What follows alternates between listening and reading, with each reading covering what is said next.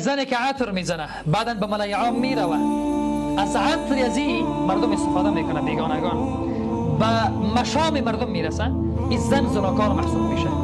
اینه من نگم، اینه پیغمبر ما صلی الله علیه و سلم میگه، حدیثی که همه را تکان میدهه. پیغمبر صلی الله علیه و سلم فرمود: ایما امرأة استعطرت فمرت على قوم لیجدوا ریحها فهی زانیه. رواه ابو داود. ابو داود یکی از صحاح السته است. این حدیث را میاره.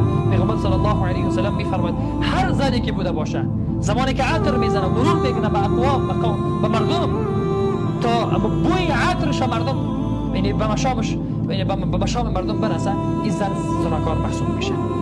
ما پیامبر خواهرا دارم اگر قبلا به این عمل دچار بودین، از الله متعال استغفار بخوایم، بخشش بخوایم. قبلا اگر نمیدونستیم، آره اگر میدونیم، این عمل را ترک بکنیم. پیغمبر صلی الله علیه و سلم میفرماید، مسلم حدیث را میاره،